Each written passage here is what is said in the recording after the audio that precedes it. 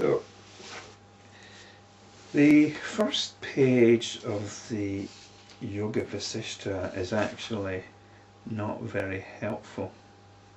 There are a lot of names introduced which don't really come into it at all later on, which is rather peculiar. But I should perhaps at least go over that, because I think there is a reason for that. It starts off with Sutiksna, the sage, asking another sage, Agastya, "O sage, kindly enlighten me on this problem of liberation. Which one of the two is conducive to liberation, work or knowledge?" These were two different kinds of yoga. Yoga of action, of activity or work, and yoga of the mind, yoga of understanding. And Agastya replies, "Verily, birds are able to fly with their two wings, even so, both work and knowledge together lead to the supreme goal of liberation."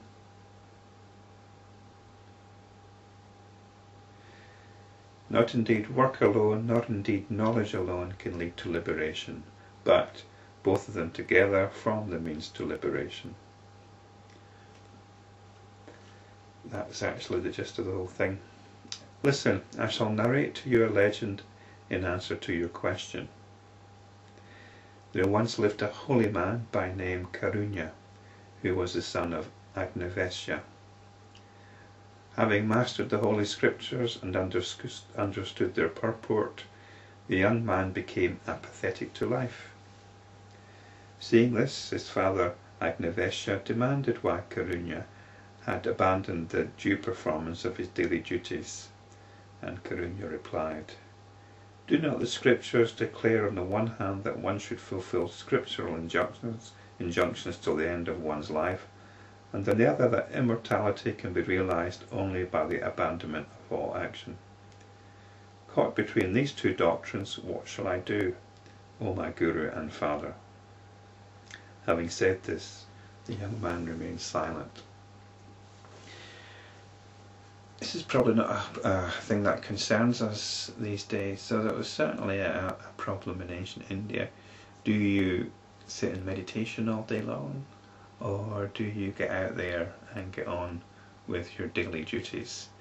I suppose in a way it does apply to us, because we've got so many demands on just having to make ends meet.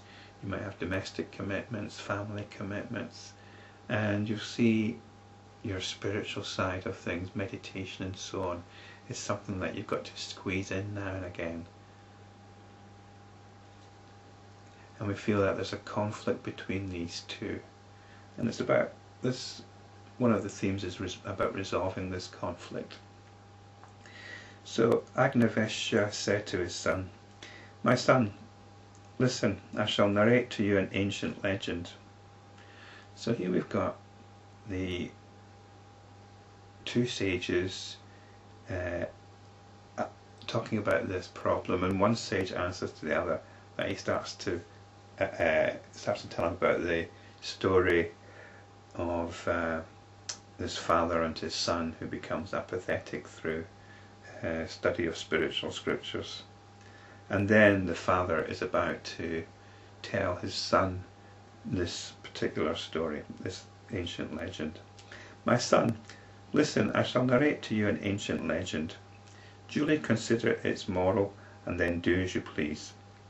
Once upon a time, a celestial nymph named Suruci was seated on a peak in the Himalayas, when she saw a messenger of Indra, the king of gods, fly past. Questioned by her, he informed her of his mission, which was as follows." So we've got this messenger from the king of the gods talking to a nymph, and the messenger's on a mission. "A royal sage by name Aristanemi entrusted his kingdom to his son, and was engaged in breathtaking austerities in Gandhamana hill. Seeing this, Indra asked me to approach him with a bevy of nymphs and escort the royal sage to heaven. The royal sage, however, wanted to know the merits and the demerits of heaven. That wasn't an obvious choice then. The royal sage, however, wanted to know the merits and the demerits of heaven. I replied, in heaven, the best, the middling, and the least among pious mortals receive appropriate rewards, and once the fruits of their respective merits have been exhausted, they return to the world of mortals. The royal sage refused to accept Indra's invitation to heaven. Indra once again sent me to the royal sage with the request that he should seek the counsel of the sage Valmiki before turning the offer down. So we've got this mythological context which might be a bit distracting, but the importance of this mythological context is to put it onto a grand scale. It's not just about a little bit of soul searching. This issue has some kind of cosmic significance, and I think that's the way to look at a lot of the mythological ideas. So this sage was engaged in austerities. These were practices of self-denial which are part of the Indian tradition, and they weren't always to do with becoming liberated.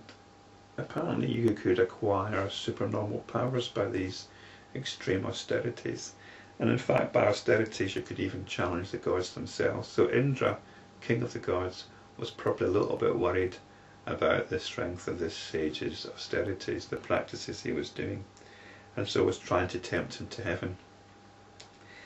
But heaven in the Indian scheme of things is not a permanent state. You go to heaven for as long as your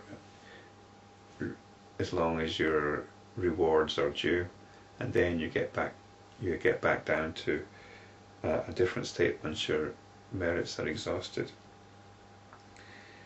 So this sage they're trying to convince this sage to go to heaven, but he's not interested, and so he's actually asked to go and see Valmiki. And the royal sage was then introduced to the sage Valmiki. He asked Valmiki, what is the best way to rid oneself of birth and death? So in other words, this is the traditional question in Indian spirituality, getting away from this cycle of birth and death, of death and rebirth. And in reply, Valmiki narrated to him the dialogue between Rama and Vasistha. Now the sage Valmiki is very important in the Indian tradition. He's the reputed author of the great Hindu epic, the Ramayana, which is the story of the Prince Rama and his fight against the demon Ramana, the demon king Ramana, who abducted Rama's wife Sita. So in a way this is a bit of a sequel to the Ramayana, although it's not a sequel in terms of content. Rama here is a 16-year-old prince, and Vasistha is his guru.